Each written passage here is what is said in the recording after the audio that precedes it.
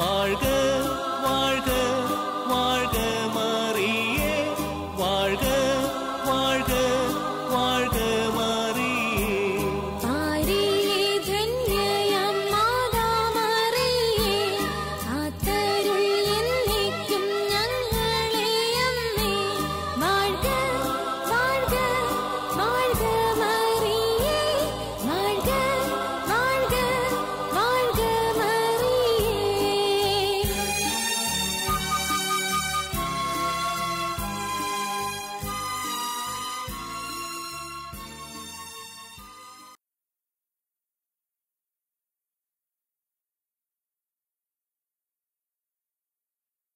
എന്റെ കുഞ്ഞുങ്ങളെ, ഞാൻ പരിശുദ്ധ ജപമാലയുടെ രാജ്ഞിയാണ്. മക്കളെ, പാപികളുടെ മാനസാന്തരത്തിനായി നിരന്തരം നിങ്ങൾ കണ്ണുനീരോടെ പ്രാർത്ഥിക്കുവിൻ. ലോകമെങ്ങുമുള്ള സക്രാരികളിൽ വസിക്കുന്ന എന്റെ പുത്രനോട് അവർ ചെയ്യുന്ന അതിക്രമങ്ങളും നിന്ദനങ്ങളും കാൽവരിയിലെ ഓർമ്മകളേക്കാൾ എന്നെ വേദനിപ്പിക്കുന്നു. ദൈവം ഈ ലോകത്തോട് കരുണ കാണിക്കുന്നതിനായി മക്കളെ, നിങ്ങൾ നിരന്തരം പ്രാർത്ഥിക്കുവിൻ.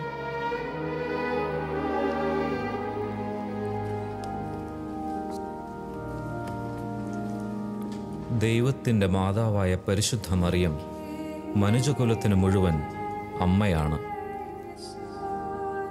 സങ്കടങ്ങളുടെ തിരമാലകളിൽപ്പെട്ട് ഉഴലുന്ന മനുഷ്യകുലത്തിന് അമ്മയായി മറിയത്തെ നൽകിയതോ പുത്രനായ ക്രിസ്തു.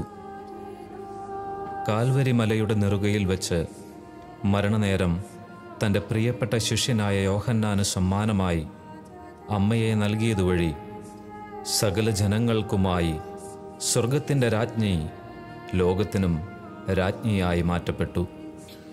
അതുകൊണ്ട് തന്നെ ക്രിസ്തുമാർഗത്തിൽ ചരിക്കുന്നവർക്കെല്ലാം മറിയം മാതാവാണ്. ആപത്ഘട്ടങ്ങളിൽ അമ്മയുടെ അടുക്കൽ അഭയം തേടാനുള്ള സ്വാതന്ത്ര്യം മക്കളുടെ അവകാശമാണ്. ഒരു സ്വർഗീയ മധ്യസ്ഥ എന്ന നിലയിൽ മറിയം നമ്മുടെ അഭയവും ആശ്വാസവുമാണ്. കാനായിലെ കല്യാണ വിരുന്നിൽ വച്ച് വെള്ളം വീഞ്ഞാക്കാൻ മകനോടാവശ്യപ്പെടുന്ന അമ്മയുടെ ചിത്രം മാധ്യസ്ഥ്യത്തിൻ്റെ മഹനീയ മാതൃകയായി വിശുദ്ധ ഗ്രന്ഥം വരച്ചു കാട്ടുന്നു. ഈ സ്വർഗീയ മാധ്യസ്ഥ്യം ഇന്നുമിതാ തൻ്റെ ദൗത്യം ഏറെ ശക്തമായി നിർവഹിക്കുന്നു. അതിനാൽ തന്നെ ലോകം ഇതാ മറിയത്തിലൂടെ ദൈവപുത്രനിലേക്ക് നടന്നെടുക്കുന്നു. വിശ്വാസികളിതാ കൂട്ടം കൂട്ടമായി മറിയത്തിനു പിന്നാലെ പുത്രനിലേക്ക് വന്നണയുന്നു. സക്രാരികൾക്ക് ചുറ്റും അവൾ ജനതകളെ ഒരുമിച്ച് കൂട്ടുന്നു. ആവശ്യനേരത്ത് ആശ്രയമാകുന്ന മറിയത്തിൻ്റെ സ്നേഹമിതാ ലോകം മുഴുവൻ നിറയുന്നു. അമ്മ എന്ന സ്വർഗീയ സുഗന്ധമിതാ തേനും പാലുമായി ലോകമെങ്ങും നിറയുന്നു. അടയാളങ്ങളും അത്ഭുതങ്ങളുമായി മറിയം തൻ്റെ സാന്നിധ്യം ലോകത്ത് വെളിപ്പെടുത്തുന്നു. നരകശക്തികളിതാ ഭയന്നു വിറയ്ക്കുന്നു. മറിയത്തിൻ്റെ മാധ്യസ്ഥ ശക്തിയെ അവർ ഭയപ്പെടുന്നു. ജപമാലയിൽ ആശ്രയിക്കുന്ന ജനതകളെ തിന്മ ഭയക്കുന്നു. അതിനാൽ തന്നെ മറിയത്തിൻ്റെ മാധ്യസ്ഥ ശക്തിയെക്കുറിച്ച് തിന്മ വികലമായി സംസാരിക്കുന്നു. മറിയത്തിലൂടെ പുത്രനിലേക്ക് നടന്നെടുക്കുന്ന ജനകോടികൾ ലോകമെങ്ങും നിറയുന്നു. ആവേ മരിയ ഗീതികളാൽ അവർ മറിയത്തെ വാഴ്ത്തിപ്പാടുന്നു. സ്വർഗീയ രാജ്ഞിയെ അവർ ലോകത്തിൽ മഹത്വപ്പെടുത്തുന്നു.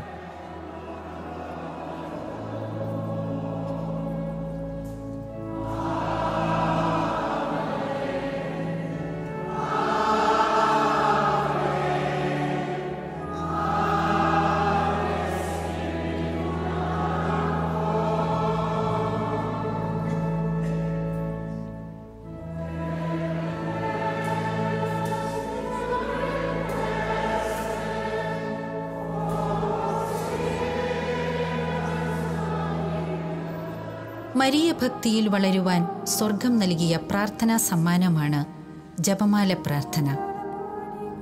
ലോകത്ത് ഏറ്റവും അധികം പ്രചാരം ലഭിച്ച മരിയൻ പ്രാർത്ഥനയും ഇതുതന്നെ. ജപമാല യേശുവിൻ്റെയും മറിയത്തിൻ്റെയും കീർത്തനമാണ്. ജപമാലയുടെ മറ്റൊരു പേരാണ് കൊന്ത നമസ്കാരം. കൊന്ത എന്നത് ഒരു പോർച്ചുഗീസ് പദമാണ്. എണ്ണം എന്നാണ് ഇതിനർത്ഥം. എണ്ണി പ്രാർത്ഥിക്കുന്നതിനാലാണ് ഈ പേര് ജപമാലയ്ക്ക് വന്നു ചേർന്നത്. പ്രാർത്ഥനകളുടെ കൂട്ടം എന്നും ഇതിനർത്ഥമുണ്ട്. റൊസാരിയും എന്ന ലത്തീൻ പദത്തിന് റോസപ്പൂക്കളുടെ തോട്ടം എന്നർത്ഥമുണ്ട്. റൊസരിയും എന്ന വാക്കിൽ നിന്നുമാണ് റോസറി എന്ന ഇംഗ്ലീഷ് പദം ജപമാലയ്ക്ക് ലഭിച്ചത്. റോസപ്പൂക്കൾ കൊണ്ടുള്ള കിരീടമെന്നാണ് ഇതിനർത്ഥം. ഒരു തരത്തിൽ പറഞ്ഞാൽ ചുവന്ന റോസാപ്പൂക്കളുടെ ഒരു കിരീടം തന്നെയാണ് ജപമാല. ഒരു നന്മ നിറഞ്ഞ മറിയം ചൊല്ലുമ്പോൾ നാം ഒരു പുഷ്പം യേശുവിൻ്റെയും മറിയത്തിൻ്റെയും ശിരസിൽ വയ്ക്കുന്നു. ജപമാല പൂർണ്ണമാകുമ്പോൾ ആ പുഷ്പകിരീടവും പൂർത്തിയാകുന്നു. നൂറ്റാണ്ടുകളിലൂടെ നീളുന്നതാണ് ജപമാലയുടെ ചരിത്രം. ആദ്യകാല സന്യാസിമാർ ആശ്രമങ്ങളിൽ 150 സങ്കീർത്തനങ്ങൾ ദിവസവും ആവർത്തിച്ചു ചൊല്ലുന്നത് പതിവായിരുന്നു. സങ്കീർത്തനം ചൊല്ലാനറിയാത്തവർ 150 സ്വർഗസ്ഥനായ പിതാവേ എന്ന പ്രാർത്ഥന ഏറ്റുപറഞ്ഞ് പ്രാർത്ഥിച്ചിരുന്നു. 150 പ്രാവശ്യം ചൊല്ലുന്നതിന് ചരടിൽ കോർത്ത ജപമണികൾ അവർ ഉപയോഗിച്ചു.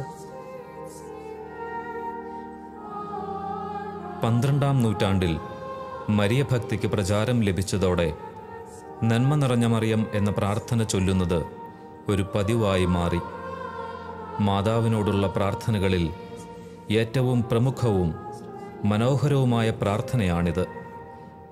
2 ഭാഗങ്ങളുള്ള ഈ പ്രാർത്ഥനയിൽ ആദ്യ ഭാഗം അഭിവാദനവും 2-ാം ഭാഗം അപേക്ഷയുമാണ്. വിശുദ്ധ ലൂക്ക എഴുതിയ സുവിശേഷ ഭാഗത്തിലെ 1-ാം അധ്യായം 28-42 വചനഭാഗങ്ങളാണ് ആദ്യ ഭാഗം. യേശുവിൻ്റെ ജനനത്തെക്കുറിച്ച് അറിയിക്കുവാൻ വന്ന ഗബ്രിയേൽ മാലാഖ മറിയത്തോട് പറഞ്ഞു, ദൈവകൃപ നിറഞ്ഞവളെ സ്വസ്തി, കർത്താവ് നിന്നോട് കൂടെ. മാലാഖയെ മധ്യവർത്തിയാക്കി മറിയത്തെ ബഹുമാനിച്ചത് ദൈവപിതാവ് തന്നെയാണ്. കർത്താവ് അവളോടൊപ്പം ഉള്ളതിനാൽ മറിയം നന്മ നിറഞ്ഞവളാകുന്നു. അവളെ നിറയ്ക്കുന്ന നന്മയാകട്ടെ സകല കൃപാവരങ്ങളുടെയും ഉറവിടമായ കർത്താവിൻ്റെ സാന്നിധ്യവും എന്ന് സഭ പഠിപ്പിക്കുന്നു. യേശുവിനെ ഗർഭം ധരിച്ച മറിയം തൻ്റെ ഇളയമ്മയായ എലിസബത്തിനെ സന്ദർശിച്ച് അഭിവാദനം ചെയ്തപ്പോൾ എലിസബത്തിൻ്റെ ഉദരത്തിൽ ശിശു കുതിച്ചു ചാടി.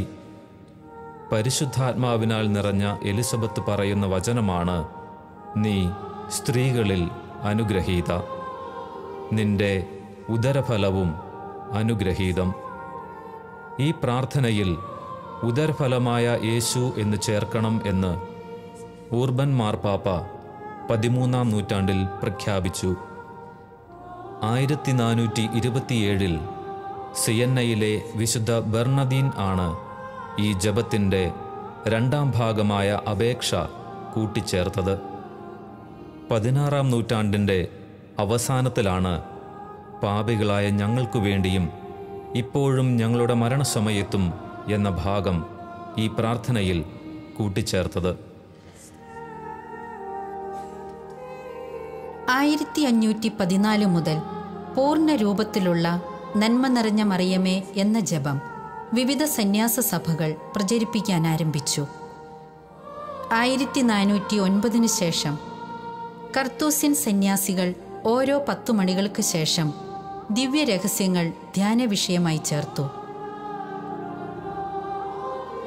മധ്യയുഗത്തിലാണ് ത്രിത്വസ്തുതി കൊന്തയിൽ ചേർത്ത് ചൊല്ലിത്തുടങ്ങിയത്. 16-ാം നൂറ്റാണ്ടിൽ ജപമാല ഇന്നത്തെ രൂപത്തിൽ വിശ്വാസ പ്രമാണം കൂട്ടിച്ചേർത്ത് പൂർണ്ണമാക്കപ്പെട്ടു. 1917 പരിശുദ്ധ ദൈവമാതാവ് ഫാത്തിമയിൽ പ്രത്യക്ഷപ്പെട്ടു നൽകിയ പ്രാർത്ഥനയാണ് നാം ഓരോ രഹസ്യത്തിനും അവസാനം ഇപ്പോൾ ചൊല്ലുന്നത്. ഓ എൻ്റെ ഈശോയെ, ഞങ്ങളുടെ പാപങ്ങൾ ക്ഷമിക്കണമേ, നരകാഗ്നിയിൽ നിന്നും ഞങ്ങളെ രക്ഷിക്കണമേ, എല്ലാ ആത്മാക്കളെയും പ്രത്യേകിച്ച് അങ്ങയുടെ സഹായം കൂടുതൽ ആവശ്യമുള്ളവരെയും സ്വർഗത്തിലേക്ക് ആനയിക്കണമേ എന്നതാണ് അമ്മ കുട്ടികളെ പഠിപ്പിച്ച ആ പ്രാർത്ഥനാശകലം. 12-ാം നൂറ്റാണ്ടിൽ സഭയ്ക്കെതിരെ രൂപം കൊണ്ട ആൽബിജൻസിയൻ പാഷണ്ഡതയ്ക്കെതിരെ പോരാടുവാൻ വിശുദ്ധ ഡൊമിനിക്കിനെ മാതാവ് നിയോഗിച്ചു. ടോളോസിനടുത്തുള്ള ഒരു വനത്തിൽ പ്രാർത്ഥനയിൽ കഴിഞ്ഞിരുന്ന വിശുദ്ധ ഡൊമിനിക്കിന് മാതാവ് പ്രത്യക്ഷപ്പെട്ടു. കരങ്ങളിൽ ഉണ്ണിയെ വഹിച്ച മാതാവ് ജപമണികൾ കോർത്ത ജപമാല നൽകി പാഷണ്ഡതയ്ക്കെതിരെ പ്രാർത്ഥിക്കുവാൻ വിശുദ്ധനെ ഉദ്ബോധിപ്പിച്ചു. ജപമാലയർപ്പിച്ച് പ്രാർത്ഥിച്ചതുവഴി ഈ വലിയ പാഷണ്ഡത സഭയിൽ നിന്നും മാറ്റപ്പെടുകയും തിരുസഭ വലിയ കൃപകളാൽ ഉജ്ജ്വലിക്കുകയും ചെയ്തു.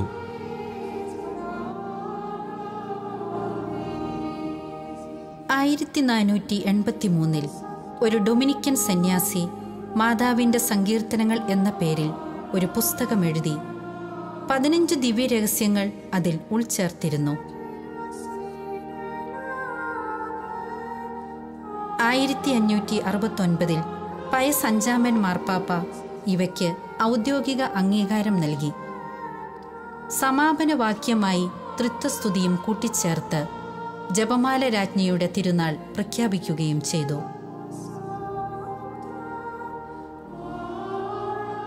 400 വർഷങ്ങൾക്ക് ശേഷം മാൾട്ടയിലെ വൈദികനായ ജോർജ് പ്രാക്ക 1957 ക്രിസ്തുവിൻ്റെ പരസ്യ ജീവിതത്തിലെ വിവിധ സംഭവങ്ങൾ ക്രോഡീകരിച്ച് തയ്യാറാക്കിയ രഹസ്യങ്ങൾ ജോൺ പോൾ രണ്ടാമൻ മാർപ്പാപ്പ പഠന വിഷയമാക്കുകയും ഈ കാലഘട്ടത്തിൽ തിരുസഭയിൽ കൃപാവരങ്ങൾ നിറയുവാൻ ഈ ധ്യാന വിഷയങ്ങൾ ഏറെ സഹായിക്കും എന്ന തിരിച്ചറിവിൽ പ്രകാശത്തിൻ്റെ രഹസ്യങ്ങൾ എന്ന പേരിൽ അവ കൂട്ടിച്ചേർത്തു. 1571 ഒക്ടോബറിൽ ലാപ്പാൻ്റെ കടലിടുക്കിൽ നടന്ന യുദ്ധത്തിൽ ഓസ്ട്രിയയിലെ ഡോം ജവാൻ തുർക്കികളുടെ നാവികപ്പടയുമായി ഏറ്റുമുട്ടിയപ്പോൾ ജപമാല പ്രാർത്ഥനയുടെ ശക്തിയാൽ ക്രിസ്ത്യൻ സൈന്യം തുർക്കികളെ തോൽപ്പിച്ചു. ഈ വിജയത്തിൻ്റെ വാർഷികം വിജയമാതാവിൻ്റെ തിരുനാളായി കൊണ്ടാടി വന്നു. 13-ാം ഗ്രിഗോറിയോസ് മാർപ്പാപ്പ ആ തിരുനാൾ ജപമാല തിരുനാളെന്ന് പുനർനാമകരണം ചെയ്തു. 13-ാം ലയോ മാർപ്പാപ്പ ഒക്ടോബർ മാസം ജപമാല മാസമായി സഭയിൽ ആഘോഷിക്കുവാനും ജപമാലയർപ്പിച്ച് പ്രാർത്ഥിക്കുവാനും സഭാമക്കളെ ഉദ്ബോധിപ്പിച്ചു. ജപമാലയിൽ ആദ്യമായി രൂപം കൊണ്ടത് സന്തോഷത്തിൻ്റെ രഹസ്യങ്ങളാണ്. ദൈവപുത്രന് ജന്മം നൽകുവാൻ മറിയത്തെ സ്വർഗമൊരുക്കുന്ന ആദ്യഘട്ടവും ദൈവദൂതൻ്റെ അരുളിപ്പാടുമാണ് ആദ്യ രഹസ്യം. തൻ്റെ ഇളയമ്മയായ എലിസബത്തിനെ സന്ദർശിച്ച് ശുശ്രൂഷിക്കുന്ന മറിയത്തിൻ്റെ മനോഭാവവും മറിയത്തിൻ്റെ അഭിവാദനം കേട്ടപ്പോൾ എലിസബത്തിൻ്റെ ഉദരത്തിലെ കുഞ്ഞ് പരിശുദ്ധാത്മാവ് നിറഞ്ഞ് കുതിച്ചു ചാടുന്ന രംഗവുമാണ് രണ്ടാം രഹസ്യമായി നാം ധ്യാനിക്കുന്നത്. ബത്ലഹേമിലെ പുൽത്തൊട്ടിലിൽ ദൈവപുത്രനായ യേശുവിന് ജന്മം നൽകുന്നതാണ് മൂന്നാമത്തെ പ്രാർത്ഥനാ രഹസ്യം.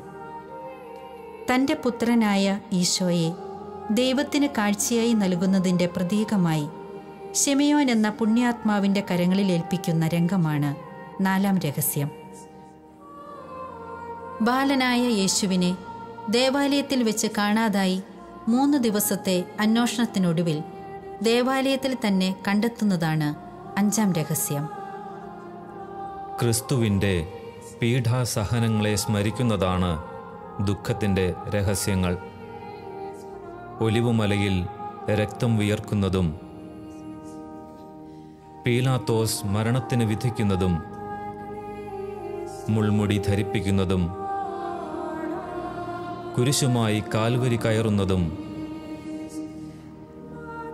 കാൽവരി മലയുടെ നെറുകയിൽ കുരിശിൽ ജീവൻ വെടിയുന്നതുമായ ക്രിസ്തുവിൻ്റെ സഹനയാത്രയാണ് ദുഃഖരഹസ്യമായി നാം ചിന്തിക്കുന്നത്. മനുഷ്യകുലത്തിൻ്റെ പാപത്തിനു പരിഹാരമായി ദൈവപുത്രൻ അർപ്പിച്ച ബലിയുടെ സ്മരണയാണ് ദുഃഖരഹസ്യങ്ങളിൽ ജപമാലയിൽ നാം പ്രാർത്ഥിക്കുന്നത്. ക്രിസ്തുവിൻ്റെ മഹത്വവും കുരിശിൻ്റെ വിജയവും നാം മഹിമയുടെ ദിവ്യരഹസ്യങ്ങളിൽ സ്മരിക്കുന്നു. മൂന്നാം ദിനം കല്ലറയിൽ നിന്നും ഉയർത്ത ക്രിസ്തുവിനെക്കുറിച്ചും ശിഷ്യന്മാർ കാണുകെ സ്വർഗത്തിലേക്ക് പ്രവേശിക്കപ്പെട്ട ക്രിസ്തുവിൻ്റെ സ്വർഗാരോഹണവും ആദ്യ 2 രഹസ്യങ്ങളിൽ നാം ധ്യാനിക്കുന്നു. ക്രിസ്തുവിൻ്റെ ഉത്ഥാനത്തിന് ശേഷം നിരാശരായ ശിഷ്യസമൂഹത്തിന് സഹ്യോൻ മാളികയിൽ പ്രാർത്ഥനാവേളയിൽ പരിശുദ്ധാത്മാവിനെ അഗ്നിയുടെ രൂപത്തിൽ നൽകിയ രഹസ്യമാണ് 3-ാം ഘട്ടം. രക്ഷാകര പദ്ധതിയിൽ നിർണായക പങ്കുവഹിച്ച മറിയത്തെ സ്വർഗത്തിൻ്റെയും ഭൂമിയുടെയും രാജ്ഞിയായി വഴിക്കുവാനായി സ്വർഗത്തിലേക്ക് സംഭവിച്ചതിനെക്കുറിച്ച് 4-ാം രഹസ്യം പങ്കുവയ്ക്കുന്നു. സ്വർഗത്തിലെത്തിയ ഉടനെ പരിശുദ്ധ മറിയത്തെ മഹത്വത്തിൻ്റെ കിരീടം ധരിപ്പിച്ച് സ്വർഗത്തിൻ്റെയും ഭൂമിയുടെയും രാജ്ഞിയാക്കി വഴിക്കുന്നതിനെക്കുറിച്ച് അവസാന രഹസ്യം ധ്യാനിക്കുന്നു. മാൾട്ടയിലെ വൈദികനും പിന്നീട് വാഴ്ത്തപ്പെട്ടവനുമായ ജോർജ് പ്രാക്ക രചിച്ച് ജോൺ പോൾ 2-ാമൻ പാപ്പ തിരുസഭയ്ക്ക് നൽകിയ രഹസ്യങ്ങളാണ് പ്രകാശത്തിൻ്റെ ദിവ്യരഹസ്യങ്ങൾ. ക്രിസ്തു എന്ന പ്രകാശം ലോകത്തിൽ പ്രശോഭിക്കുവാൻ ഈ ധ്യാനം ഏറെ സഹായിക്കുമെന്ന് മാർപ്പാപ്പ ആ വേളയിൽ സഭയെ പഠിപ്പിച്ചു. ക്രിസ്തുവിൻ്റെ ജ്ഞാനസ്നാനവേളയിൽ സ്വർഗം തുറന്ന് പരിശുദ്ധാത്മാവിറങ്ങുന്ന സുന്ദര നിമിഷമാണ് ആദ്യത്തെ ധ്യാനചിന്ത. കാനായിലെ കല്യാണ വീട്ടിൽ അമ്മയുടെ മാധ്യസ്ഥ ശക്തിയാൽ പച്ചവെള്ളത്തെ വീഞ്ഞാക്കിയ മഹത്വമേറിയ അത്ഭുതത്തെ ധ്യാനിക്കുന്നതാണ് 2-ാം ചിന്ത. മിശിഹായോടൊന്നിച്ച് സ്വർഗത്തിൽ വസിക്കാനായി ഇതാ 2-ാം വരവ് സമാഗതമാകുന്നു. അനുതപിച്ച് സുവിശേഷത്തിൽ വിശ്വസിച്ച് ധന്യരാകുവിൻ എന്ന സുവിശേഷ പ്രഘോഷണത്തിൻ്റെ പ്രാധാന്യം വിളിച്ചോതുന്നതാണ് 3-ാം രഹസ്യം. തിരുസഭയുടെ ദൗത്യവും ഓരോ ക്രിസ്തു ശിഷ്യൻ്റെ ദൗത്യവും ഈ ഉത്തരവാദിത്വമാണെന്ന് ഈ രഹസ്യം നമ്മെ പഠിപ്പിക്കുന്നു. ക്രിസ്തുവാകുന്ന ഏകരക്ഷകനെ ലോകത്തിന് നൽകുവാനും അതുവഴി ആത്മാക്കളെ പാപത്തിൽ നിന്നും വിമോചിപ്പിച്ച് രക്ഷിക്കുവാനും ഈ രഹസ്യം ധ്യാനിക്കുന്നത് വഴി ഓരോ ക്രിസ്തു ശിഷ്യനും കൃപ ലഭിക്കുന്നു. താബോർ മലയിൽ വച്ച് ക്രിസ്തുവിൻ്റെ മഹത്വം പ്രകാശജ്വാലയിൽ ശിഷ്യന്മാർ ദർശിച്ചതിനെ 4-ാം രഹസ്യമായി നാം ചിന്തിക്കുന്നു. തിരുസഭയുടെ കേന്ദ്രവും സ്വർഗത്തിൻ്റെ സമ്മാനവുമായ പരിശുദ്ധ കുർബാനയെ ധ്യാനിക്കുന്നതാണ് 5-ാം രഹസ്യം. ലോകാവസാനത്തോളം ഞാൻ നിങ്ങളോടൊത്ത് വസിക്കും എന്ന് പറഞ്ഞ ക്രിസ്തുനാഥൻ അതിനായി അപ്പമായി തീർന്ന സ്വർഗീയ രഹസ്യം. ലോകാവസാനത്തോളം തിരുസഭയിൽ വാഴുന്ന ദിവ്യകാരുണ്യം. എൻ്റെ നാമത്തിൽ നിങ്ങൾ ഒന്നിച്ചു കൂടുമ്പോൾ എൻ്റെ ഓർമ്മയ്ക്കായി ഇത് ചെയ്യുവിൻ എന്ന കൽപ്പനയുടെ ദിവ്യസ്വരം ഇതെല്ലാം ഈ രഹസ്യത്തിൽ ഉൾച്ചേരുന്നു. അതായത് മറിയത്തിനു ലഭിച്ച അരുളപ്പാട് മുതൽ യുഗാന്ത്യം വരെ നിലനിൽക്കുന്ന വിശുദ്ധ കുർബാന വരെ ജപമാല പ്രാർത്ഥനയിൽ ഉൾച്ചേരുന്നു. ബൈബിളിൽ മറിയത്തെ വർണ്ണിച്ച വർണ്ണനകളും സ്തുതിഗീതികളും സഭാപിതാക്കന്മാർ വിശേഷിപ്പിച്ച വിശേഷണങ്ങളും സഭയുടെ പഠനങ്ങൾ വഴി നൽകപ്പെട്ട മരിയ നാമങ്ങളുമാണ് ലുത്തിനിയ പ്രാർത്ഥനയായി ജപമാലയുടെ ഒടുവിൽ നാം പ്രാർത്ഥിക്കുന്നത്. മറിയത്തെ വാഴ്ത്തിപ്പാടുന്നതുവഴി മറിയത്തിൻ്റെ സ്വർഗത്തിലെ ശക്തമായ മാധ്യസ്ഥ ശക്തിയെ നാം ലുത്തിനിയയിലൂടെ ആശ്രയിക്കുന്നു. ഒരു ക്രിസ്തു ശിഷ്യന് ധ്യാനിക്കുവാൻ ഇതിലും നല്ലൊരു ക്രിസ്തു അനുഭവം വേറെയില്ല. സുവിശേഷത്തിൻ്റെ രത്നച്ചുരുക്കം മുഴുവൻ ഓരോ ജപമാലയിലും ഉൾച്ചേരുന്നു.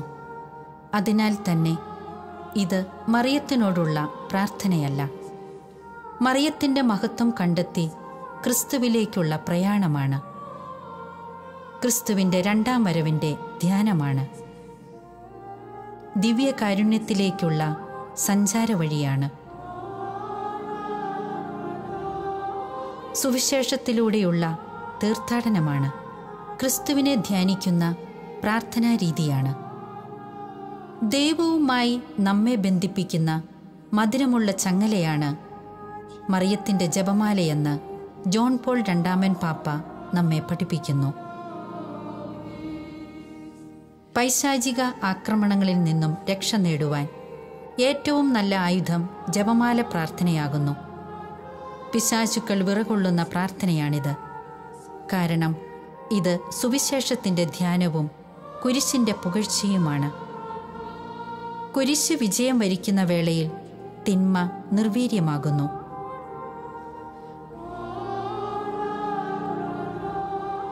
ക്രിസ്തു ശിഷ്യർക്ക് ക്രിസ്തുവിൻ്റെ ജീവിതം ധ്യാനിക്കുവാനും സുവിശേഷത്തിലൂടെ സഞ്ചരിക്കുവാനും ഇതിലും നല്ലൊരു സ്വർഗീയ സമ്മാനം വേറെയില്ല.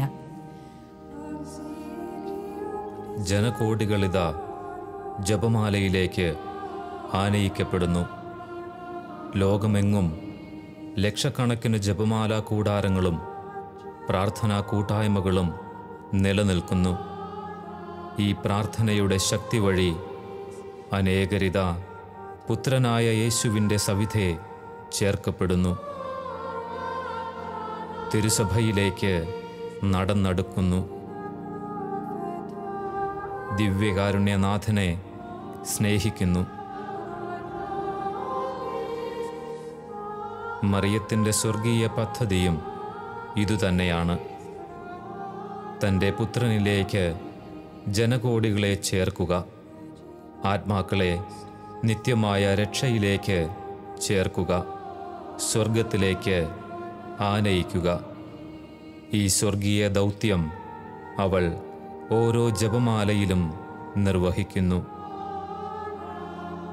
മാനസാന്തരപ്പെട്ട് മടങ്ങി വരാൻ അവൾ ഉദ്ഘോഷിക്കുന്നു. ലോകമെങ്ങും പ്രത്യക്ഷപ്പെടുമ്പോൾ അമ്മ ഓർമ്മിപ്പിക്കുന്നതും ജപമാല ചൊല്ലി പ്രാർത്ഥിച്ച് മാനസാന്തരപ്പെടാനാണ്. ലോകത്തിൻ്റെ മാനസാന്തരത്തിനായി സ്വർഗം നൽകിയ പ്രാർത്ഥനയാണ് ഈ ജപമാല. അനുദിനം ഈ പ്രാർത്ഥന ചൊല്ലിക്കൊണ്ട് ക്രിസ്തുവിൻ്റെ രക്ഷാകര പദ്ധതിയിൽ നമുക്കും പങ്കുചേരാം. സമയം സമാഗതമായി. ക്രിസ്തുവിൻ്റെ രണ്ടാം വരവിന് മുൻപ് ലോകത്തെ ഒരുക്കുവാൻ ജപമാല എന്ന ആയുധം ധരിച്ച് നമുക്ക് ധീരതയോടെ സഞ്ചരിക്കാം. സ്വർഗീയ കൃപകളാൽ ധന്യരാവാം. സുവിശേഷ പ്രഘോഷണത്തിൻ്റെ ഏറ്റവും സുന്ദരമായ ആയുധം ജപമാലയാണെന്ന സത്യം നമുക്ക് തിരിച്ചറിയാം. ജപമാല ചൊല്ലി പ്രാർത്ഥിക്കുന്ന ഒരാത്മാവും നരകത്തിൽ പോകില്ല എന്ന മറിയത്തിൻ്റെ വാഗ്ദാനം നമുക്ക് കരുത്താവട്ടെ. മരണസമയത്ത് അമ്മയുടെ സഹായം ലഭിക്കാൻ ഈ പ്രാർത്ഥന നമുക്ക് ശക്തിയാവട്ടെ. പരിശുദ്ധ ജപമാലയുടെ രാജ്ഞി എന്നത് സ്വർഗം കനിഞ്ഞു നൽകിയ നാമമാണ്.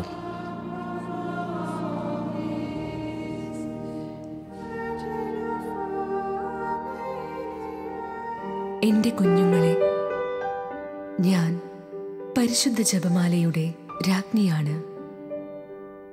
മക്കളെ, ജപമാല രഹസ്യങ്ങളെപ്പറ്റി ധ്യാനിക്കുമ്പോൾ യേശുവിൻ്റെ മനുഷ്യാവതാരം മുതൽ ഉയിർപ്പ് വരെയുള്ള ജീവിതം മുഴുവനും നിങ്ങൾ ഗ്രഹിക്കുകയും രക്ഷാകര ദൗത്യത്തിലേക്ക് കൂടുതൽ ആഴത്തിലിറങ്ങുകയും ചെയ്യുന്നു. അങ്ങനെ നിങ്ങൾ ഈ സ്വർഗീയ അമ്മയിലൂടെയുള്ള സ്നേഹത്തിൻ്റെ രഹസ്യത്തെ മനസ്സിലാക്കുന്നു. പിതാവിനും പുത്രനും പരിശുദ്ധാത്മാവിനും സ്തുതി ചൊല്ലിക്കൊണ്ട് ഏറ്റവും പരിശുദ്ധ ത്രിത്വത്തെ നിങ്ങൾ ആരാധിക്കുന്നു. തിരുവചനങ്ങൾ ഉരുവിട്ടുകൊണ്ട് നന്മ നിറഞ്ഞ മറിയമേ, പരിശുദ്ധ മറിയമേ എന്നീ പ്രാർത്ഥനകളിലൂടെ ഈ അമ്മയോടൊപ്പം സാത്താനെതിരെ പ്രവർത്തിക്കാൻ, സ്വർഗീയ സന്തോഷം കണ്ടെത്താൻ നിങ്ങളുടെ ജീവിതത്തിന് ധൈര്യം ലഭിക്കുന്നു. അമ്മയിൽ ശരണം വച്ചവരാരും ഇന്നോളം നശിച്ചു പോയിട്ടില്ല. മറിയം എന്ന സ്വർഗീയ സാന്നിധ്യത്തെ പ്രകീർത്തിച്ചവരാരും നിരാശരായിട്ടില്ല. പരിശുദ്ധ അമ്മയെ പ്രഘോഷിച്ചവരാരും ക്രിസ്തുവിൽ നിന്നും അകന്നിട്ടില്ല. കാരണം മറിയം ക്രിസ്തുവിലേക്കുള്ള വഴിയും സ്വർഗത്തിൻ്റെ വാതിലുമാണ്.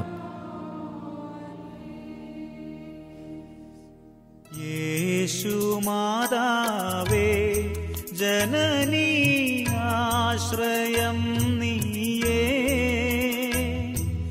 കദന ഭൂമിയിൽ നിൻ കരചരണം കരുണ തൻ കടലേ, കരുണ തൻ കടലേ.